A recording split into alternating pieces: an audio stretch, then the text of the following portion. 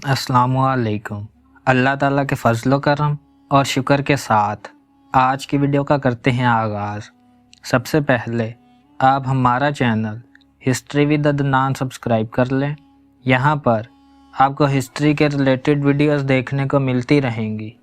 आज हम बात करेंगे हज़रत जुनैद बगदादी रहमतुल्लाह अलैह और शैतान की मुलाकात पर मबनी एक ईमान अफरोज़ वाक़िया।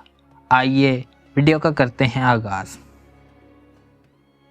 हज़रत जुनैद बगदादी रहमतुल्लाह अलैह ने एक मर्तबा दिल में ख्याल किया कि अगर शैतान से मुलाकात हो जाए तो एक सवाल करूँगा, और उन्होंने एक दिन अल्लाह से दुआ भी कर दी कि ए अल्लाह, कभी शैतान से मुलाकात करा दे ताकि उससे सवाल कर लूँ।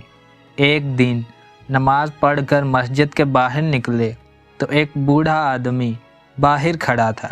हज़रत जुनैद रहमतुल्लाह अलैह ने इसको देखकर कहा कि कौन हो तुम?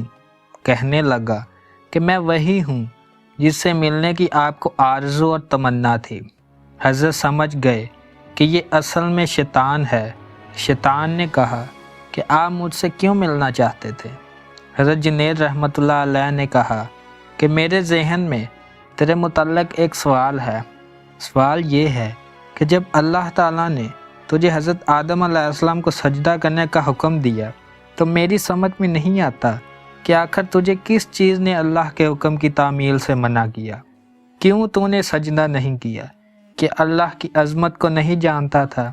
अरे तुझे अल्लाह की मार्फत हासिल थी, अल्लाह की अज़मतों और जलालतों से तू वाकिफ़ था। इस कदर अल्लाह की कुर्बत रखने के बावजूद जब अल्लाह ने तुझे हुक्म दिया कि आदम को सजदा कर तो तूने आखिर क्यों सजदा नहीं किया? इस पर शैतान का जवाब क्या था वो सुनने के काबिल है। इसके जवाब ने कुछ देर के लिए हज़रत जुनैद रहमतुल्लाह अलैह के होश उड़ा दिए।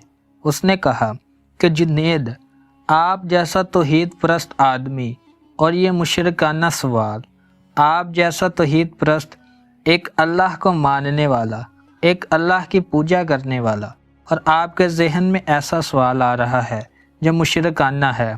ये सवाल कि मैंने गैर अल्लाह को सजदा क्यों नहीं किया? कहने लगा कि आदम तो गैर खुदा थे, खुदा तो नहीं थे, मैं गैर अल्लाह को क्यों सजदा कर लेता? आप जैसा तौहीद परस्त आदमी ऐसा मुशरिकाना सवाल मेरे से कर रहा है। बड़े अफसोस की बात है। हज़रत जुनैद रहमतुल्लाह अलैह कहते हैं कि जब उसने ये बात मुझसे कही तो मुझे लगा कि हाँ, ये तो ठीक कह रहा है, और फिर थोड़ी देर के लिए मुझे ऐसा मालूम हुआ कि मेरा ईमान सलब हो रहा है। इसलिए मैं सन्नाटे में पड़ गया, होशो हवास बाकी ना रहे।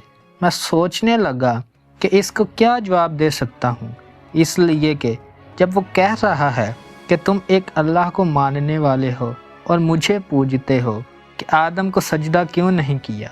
हज़रत जुनैद रहमतुल्लाह अलैह कहते हैं कि मेरे जहन में जवाब नहीं आया। फ़ौरन अल्लाह की तरफ से इल्हाम हुआ और मुझसे कहा गया कि इससे ये पूछो कि हुक्म देने वाला कौन था। हुक्म देने वाला जब खुद कह रहा है कि फ़लाँ चीज़ को सजदा करो तो तौहीद उसी का नाम है कि इसकी बात को मान लिया जाए।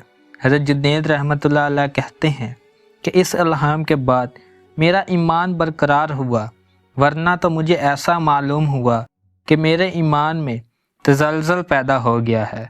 ये है शैतान की मकारी और अयारी। ना वलियों को छोड़ा, ना गौसो कुतुबो अब्दाल को छोड़ा, ना अंबिया इकराम को छोड़ा। गौर करो कि शैतान बातों और चीज़ों को किस तरह मुज़य्यन करता है और गुमराह करने की कोशिश करता है। इसका ज़रा अंदाज़ा इस वाक़ये से आप कर लीजिए। इसलिए कभी भी शैतान से बेफ़िक्र नहीं होना चाहिए। शैतान की अयारी और मकारी से बसा वक़्त इंसान बेईमान बे हो जाता है, लेकिन उसे खबर नहीं रहती कि मैं बेईमान हो गया हूँ। शैतान कुफ़र को मुज़य्यन कर देता है। अल्लाह ताला हम सब को नफ्स और शैतान के हथकंडों से महफूज रखे। हम उम्मीद करते हैं कि आज के ये सबक आमोज़ तहरीर आपको पसंद आई होगी। अगर आपको पसंद आई है तो लाइक, शेयर एंड सब्सक्राइब करें। आज की वीडियो का करते हैं इख्तिताम। अल्लाह हाफिज़।